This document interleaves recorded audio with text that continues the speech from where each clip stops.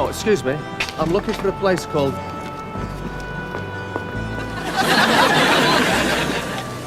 Oh, excuse me. Looking...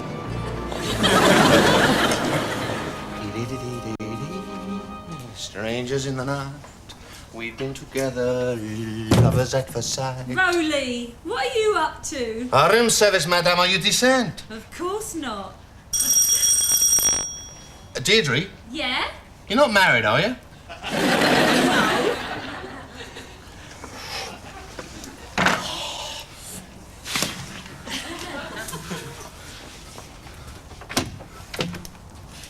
Hello, Father. David?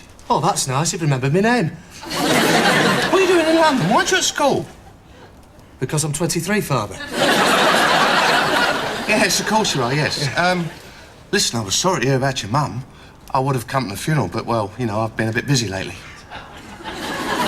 Oh, I am sorry. Mother should have consulted your personal organiser before she died.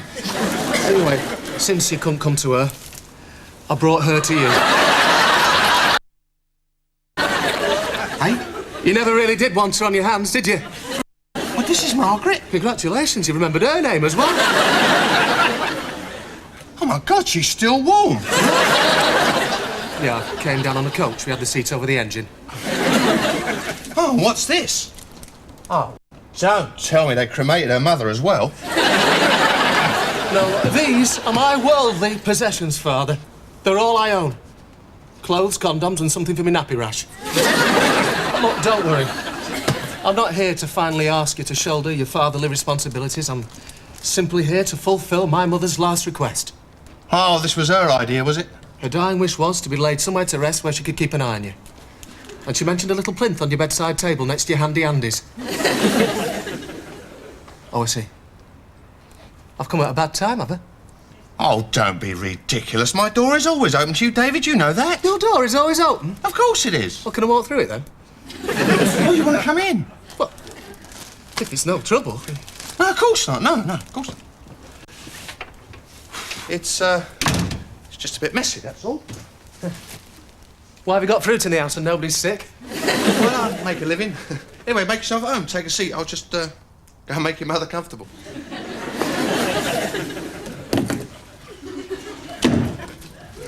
Listen, something's come up. Ooh. Give me 10 minutes.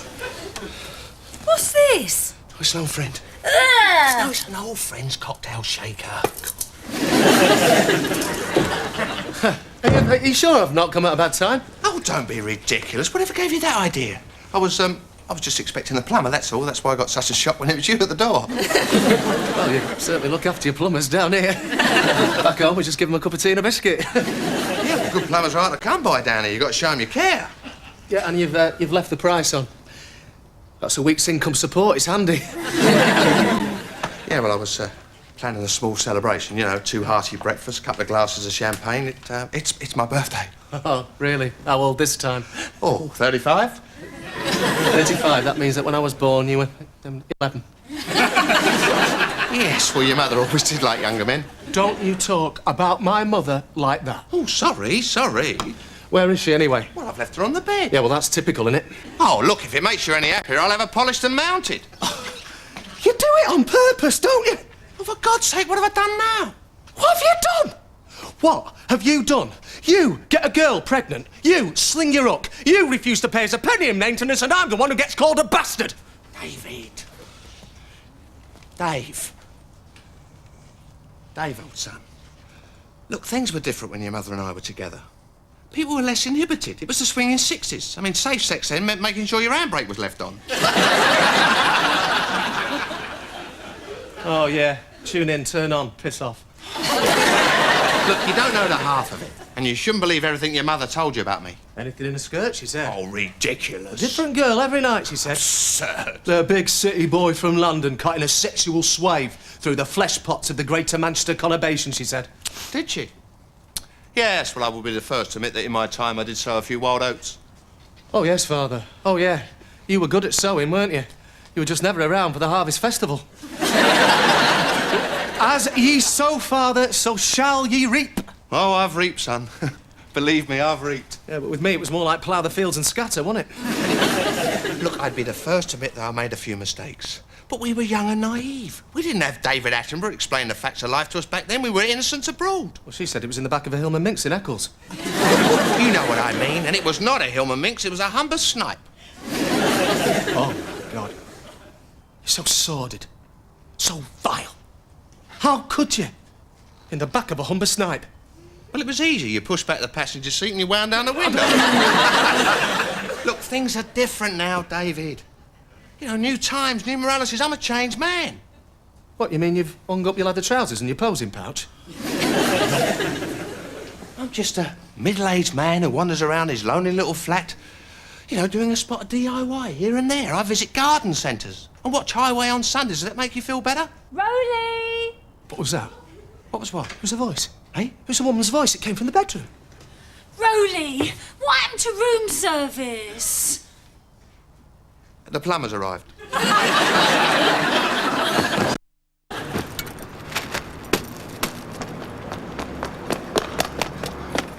Look, David.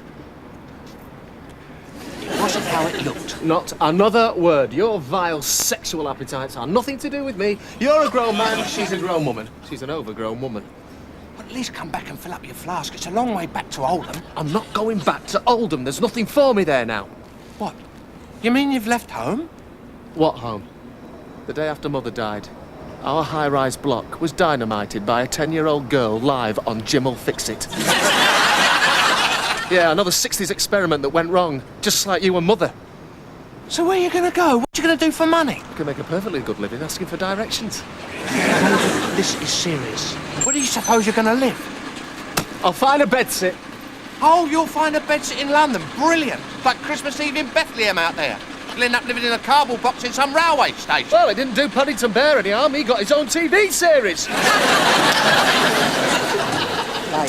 Why don't you come back with me? You can kip in a spare room just for a couple of days so you get yourself sorted. Yeah, thanks for the offer, but you're 23 years too late. Oh, and do yourself up, Father. You're interfering with the traffic.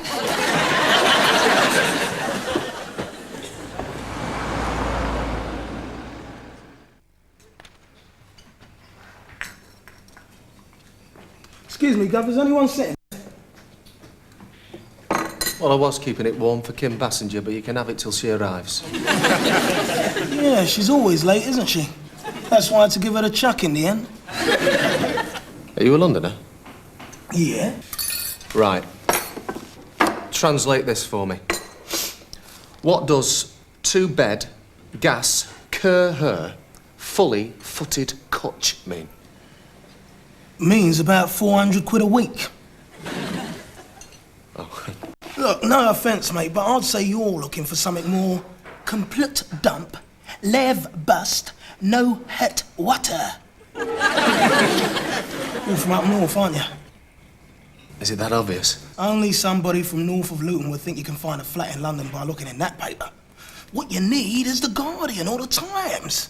Well, they've got flats in them. No, but the pages are bigger. Stick them together, they make a half-decent blanket. Not me. I'm not sleeping rough.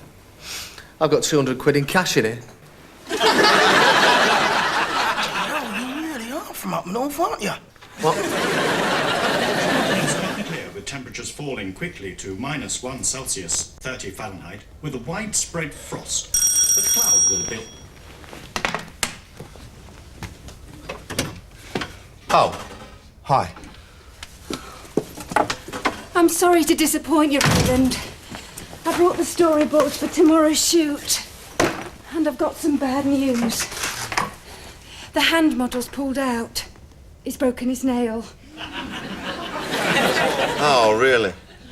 You all right? Yeah. It's pouring down out there. Is it really, Jennifer? You deserve a pay rise for coming all the way over here with the storyboards in this weather. What? Oh, yeah, sorry, Jennifer, thanks, yeah. What's the matter with you, Roland? You've been like a wet weekend in Widnes all day. Have I? Yes, you have. You're not in love again, are you? And you're not going to go all moody and start pretending to like opera like the last time, are you? Eccles. What? It was a wet weekend in Eccles. Oh. Well, I hope she's worth it. Who? The woman who's done this to you. She was just an old flame. dear. I think I'd better leave you to it. Love's young dream. See you around. Don't worry about offering me a lift. I'll get the tube. Oh, Jennifer. Thanks.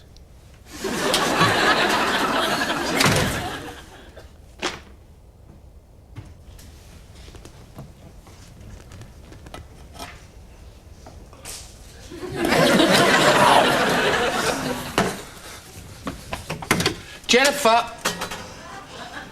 Hello, Dad. Can I borrow a tissue?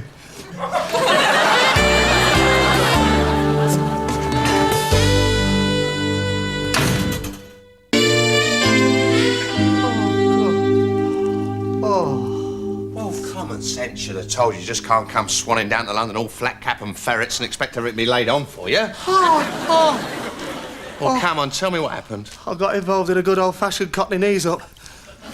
Trouble is, their knees were up my nose. Well, why didn't you phone? I would have come and collected you. Well, I didn't want to disturb you, Father. I know what a busy social life you've got. Well, at least I didn't nick your suitcase. Oh, that was the final insult. They went through all my clothes and kept saying, "Oh, God, it's so 1997. It's like being mugged by Jeff Banks. Well, what did you expect? A ticker-tape welcome? A civic reception at Westminster Town Hall? Sausage rolls with the Lord Mayor? Not the only daft sod from the bleak north that stepped off the Ribble bus into City Clipper with a rucksack and a Kit Kat, you know? And before you start bleeding over the rest of my furniture, why don't you go in there, get your clothes off and have a shower? Oh, no, I wouldn't want to be any trouble. Wouldn't want to rub the little fat boy off in New Bar of Fairy, would we?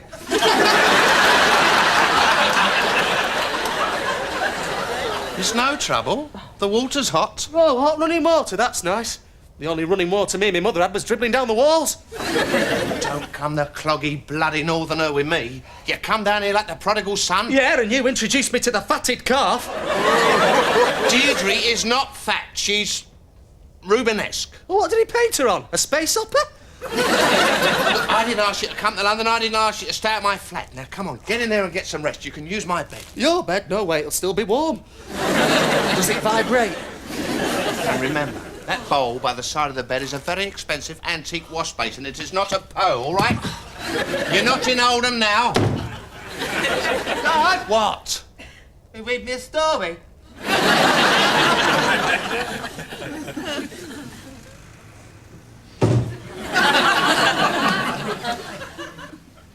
Oh, very pretty. Your shower's knackered.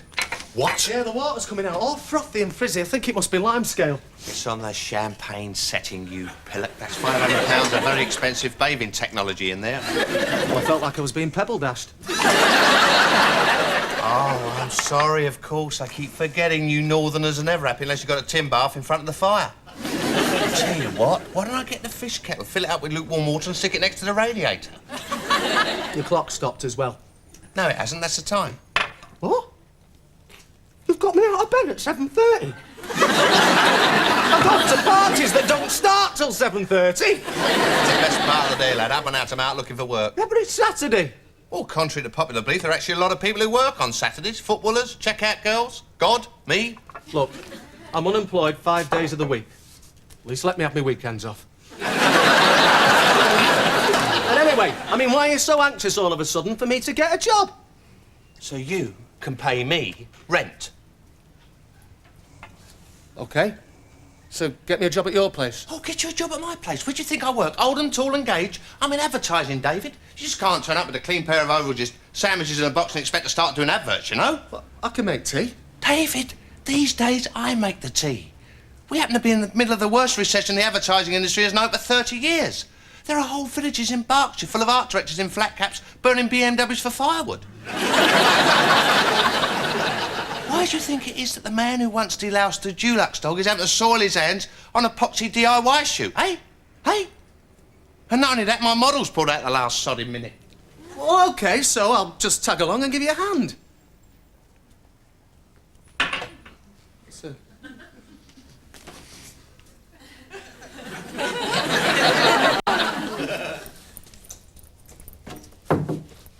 Well, it's about time. Morning, Mr. Stubbs. Oh, sorry to drag you out on a Saturday, Rowland. Not a problem. David, I want you to meet Mr. Stubbs, Vice Chairman of Stubbs & Sons. And this is David, our hand model. Oh, well, I won't grip too firmly. Don't want to damage your acid, do I? Dad, can I have a word?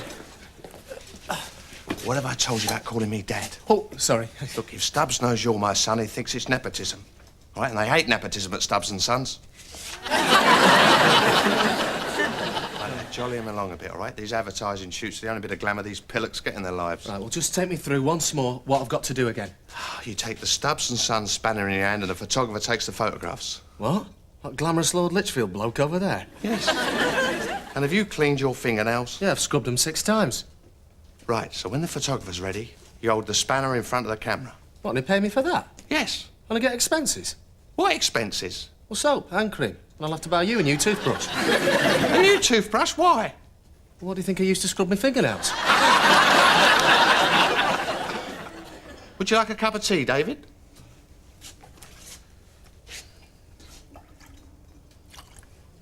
What do you think you're doing? I don't want to get it dirty.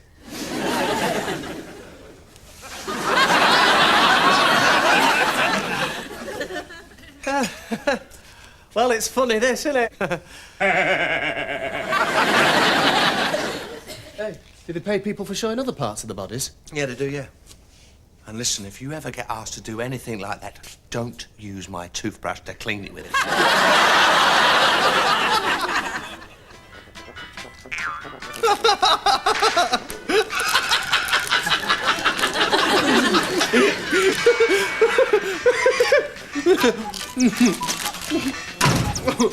Oh, don't get up. I wouldn't want to bring on one of your dizzy spells. Oh, hard day at the office, dear.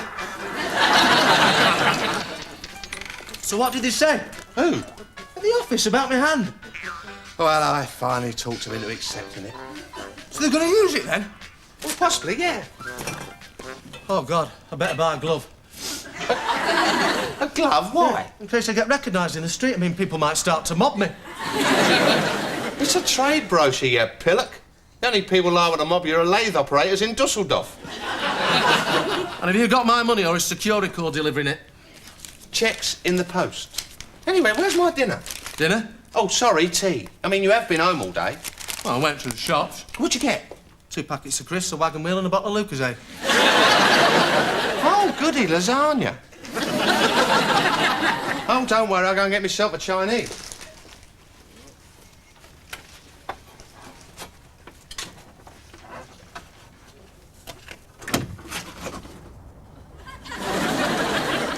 I was just returning something. There is a bloke called David who lives there. Yes.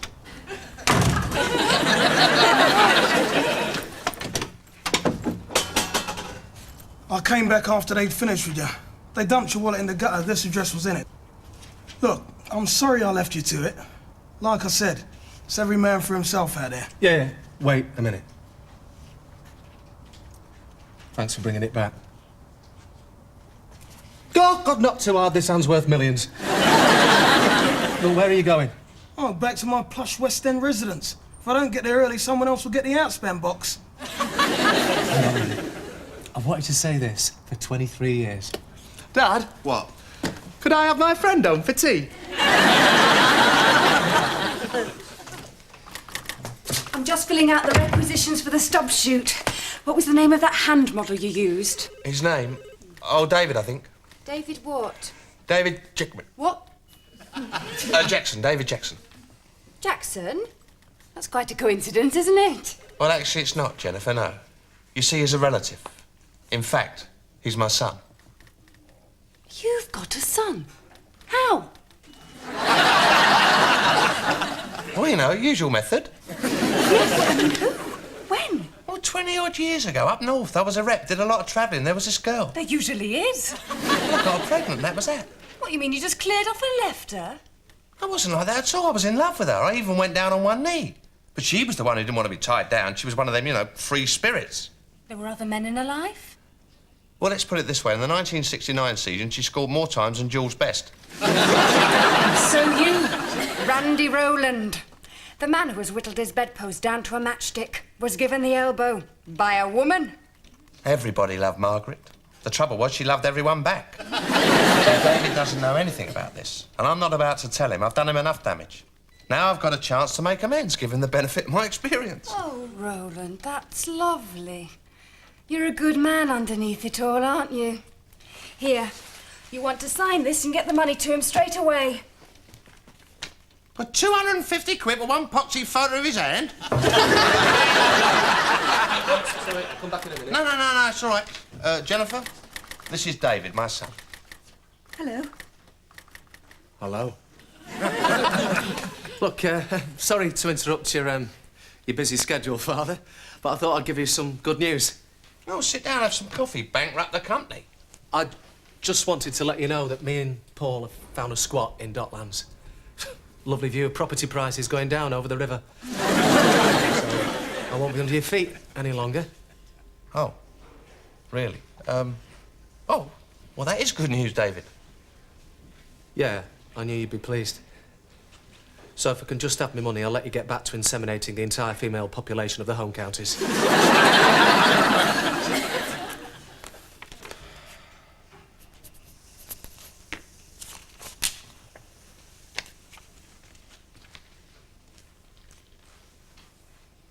Right.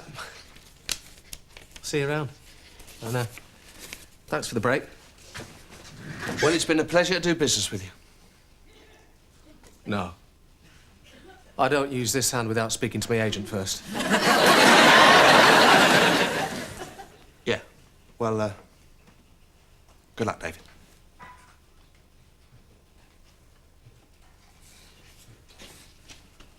Is that it? Are you just going to let him walk out? Well, if that's the way he wants it, I can't blame him. Roland, sometimes you're an absolute prat.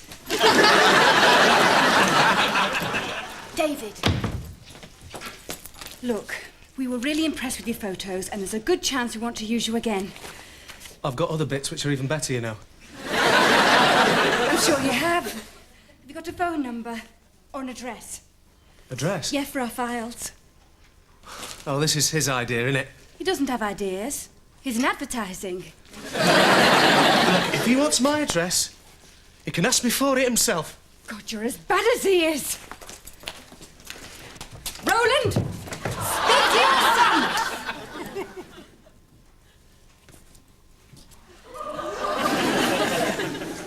You haven't got a tissue I could borrow, have you, David?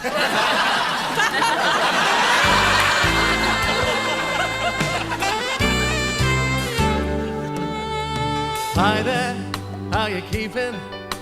You're really looking well. You seem surprised to see me, but I could never tell. So tell me I'm not welcome, and I'll be right on my way. But something here inside me says you just as soon I'd stay. Suppose we get it together.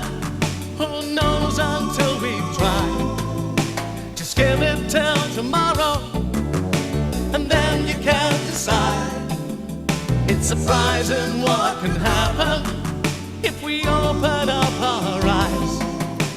What can be the harm of it? Let's try it on for size.